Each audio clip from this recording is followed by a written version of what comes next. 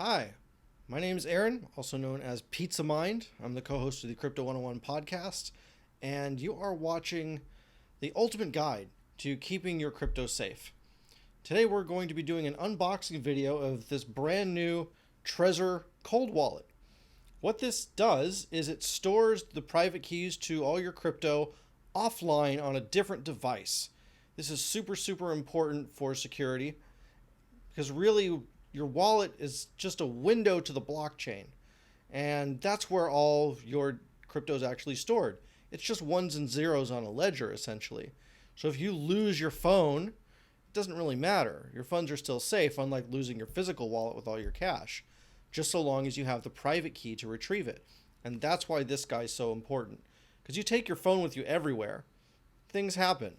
But this is the kind of thing where you're always going to leave it home and keep locked away in a safe. Let's see how this works. This is my first time ever doing this, so let's see together how difficult or how easy it is. All right, first here, we've got some plastic to cover this up. We need to get rid of that.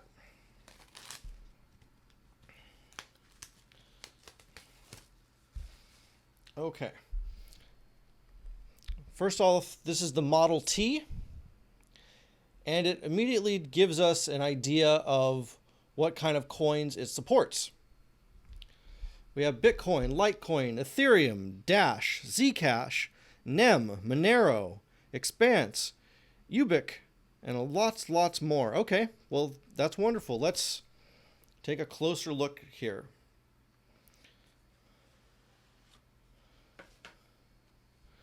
The safe place for your coins. There we go.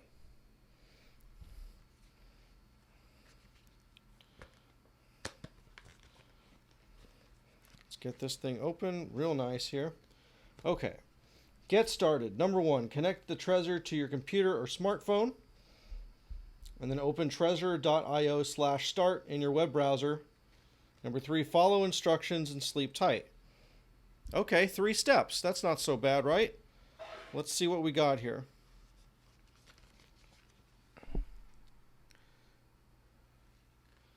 We've got, okay, so this itself here is the little device. And then we've got some cables to connect things.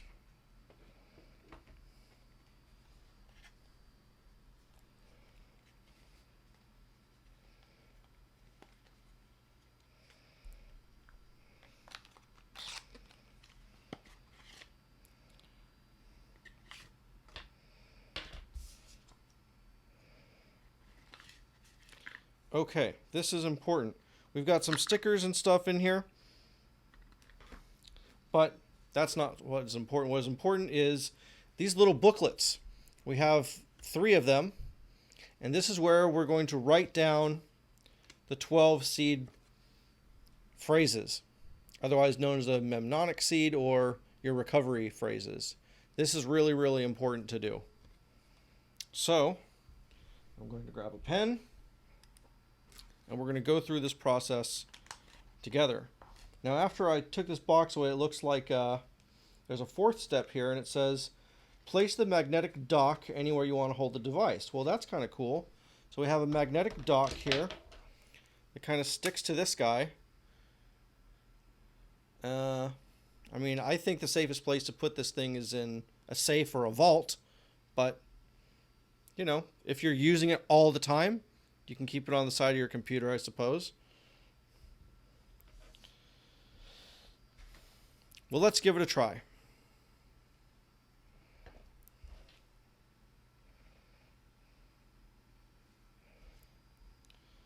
There is a factory safety seal over the USB port, so that lets you know that this is indeed brand new and never been used, which is really important because if you buy one that's used, they could already have the private key to this and scam you pretty easily. So that's really important that you make sure that that seal is intact when you first buy it.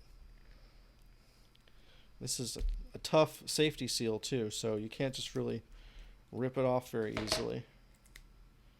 That's fine. Okay.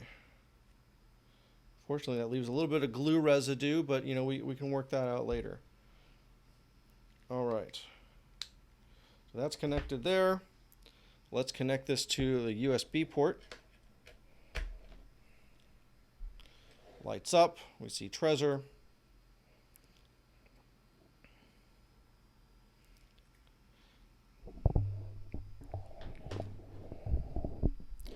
And now we're going to type in trezor.io/start.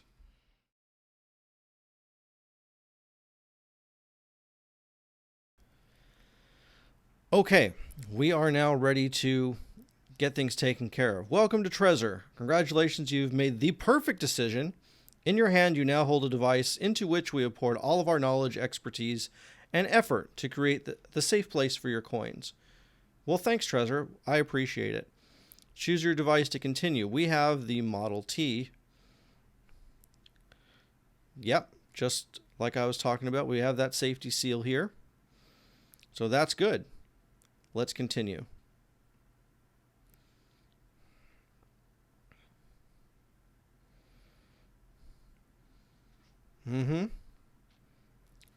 Trezor Wallet is an easy-to-use interface for your Trezor. Trezor Wallet allows you to easily control your funds, manage your balance, and initiate transfers. Okay. Connect Trezor and check for devices. We have connected the Trezor. Brave browser tells me it is connected, so that's good. All right. Trezor wants to connect. We'll click Trezor here, highlight it, and click Connect. It is time to install the device firmware. Okay, sure. Install firmware. Okay, the firmware has finished installing. We're waiting for it to reboot. We can see on the screen of the Trezor, it is rebooting. It's telling me to go back to the web page. Okay. Trezor is rebooted, and now we will check for devices again. It's found. Highlight. Connect. Okay. And now we have a choice. Create a new wallet or recover an existing wallet. Just in case something were to happen to an old Trezor, or whatever the case may be, you can simply come to this screen and access your existing wallet, which is great. But I don't have one, not on Trezor anyway, so I'm going to create a new wallet. What is this here? Create a wallet with Shamir backup. With this advanced feature, your Trezor will generate the number of recovery shares that you choose. You also choose the threshold or minimum number of recovery shares required to recover your wallet. Okay, so that's pretty interesting. So you can generate as many as 16 shares and then distribute them to different people or places. That way, if you lose one of your shares, you can still recover your wallet. If one of the shares is stolen, the thief cannot access your wallet. So that's really cool.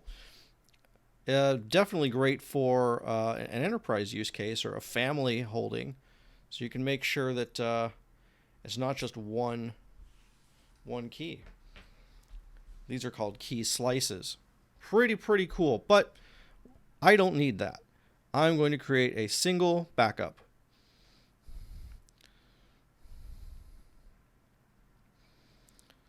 So, on the device, it is now asking me if I want to create a new wallet. I have to actually go to the Trezor itself, and on the touch screen, click the green button, which I have done.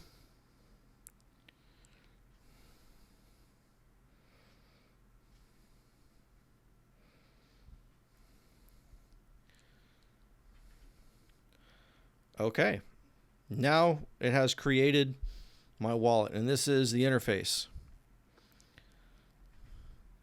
Pretty cool. As I mentioned about that seed phrase, really important, so we're going to do that first and create a backup. Things to avoid. Do not take a photo of your recovery seed. Do not store it on a computer. Do not save it in your cloud storage. Never upload it to the internet. That is correct. And over here we see in red, because it must be important, your recovery seed is the backup key to all of your cryptocurrency and applications. Your recovery seed can only be displayed once. Never make a digital copy of your recovery seed and never upload it online. Keep your recovery seed in a safe place. Satoshi Labs, the maker of Trezor, cannot be held responsible for security liabilities or financial losses resulting from not following security instructions described here. And described here takes us to a link where they will tell us a lot more. But for now, we're just going to say, I understand and agree. And once again, on the little Trezor, it's reminding me, saying never make a digital copy of your recovery seed and never upload it online. I click the green button that says I understand. Okay. Now, on the Trezor itself, it is displaying some words that I need to kind of swipe up and down with here and write this down here. So I'm going to write all this down.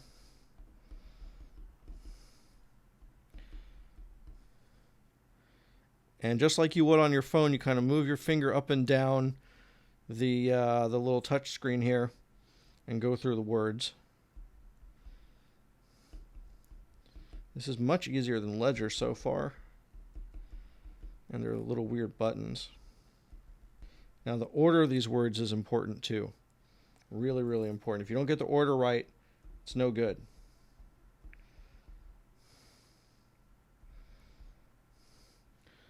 Okay.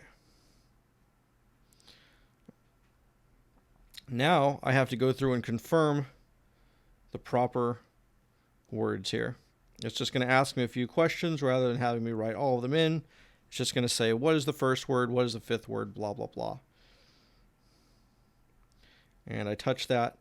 These buttons are really small, so if you have big, wide fingers, make sure you're either using a stylus or your pinky finger to touch these little small buttons.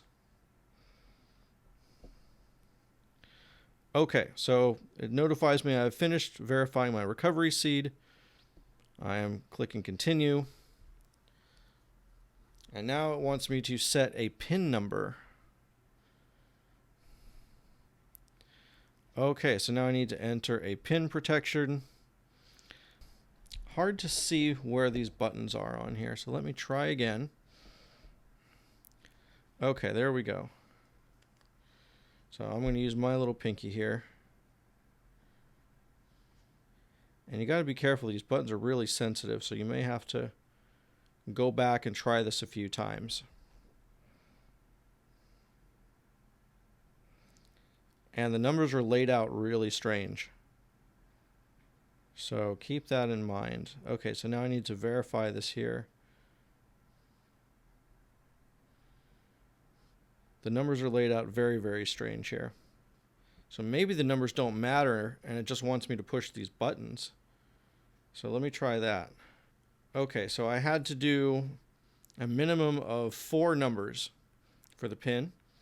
And I had to make sure that I touched the different button when the numbers jumped around. That's a very strange security feature. Very, very strange. But okay, I set up the PIN here. I can name the device. That's cool. Tester. I want to change the label. I click the green button on the Trezor that says yes. Wonderful name. I agree. Okay. Bookmark in browser to protect yourself against phishing attacks. That's a great idea. So we're going to add the bookmark. Here's a whole article on what phishing attacks are. Thanks, Trezor, for letting us know. And we can sign up for the newsletter here. I'm not going to do that at this time. Follow. Okay, so the Trezor is now set up and ready to go. Click Finish. And there's all kinds of interesting stuff we can do here. We've got Tezos support. We certainly like that. Cardano. Good selections here.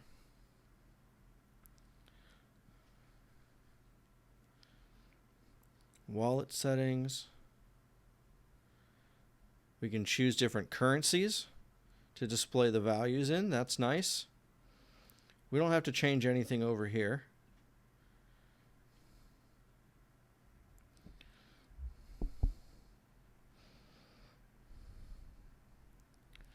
And they even have a real nice built-in exchange here. Pretty cool here. Okay, so here's a disclaimer about KYC and AML. Let's see what they actually make us do. Nothing. Okay, that's good. So we can buy Bitcoin with USD.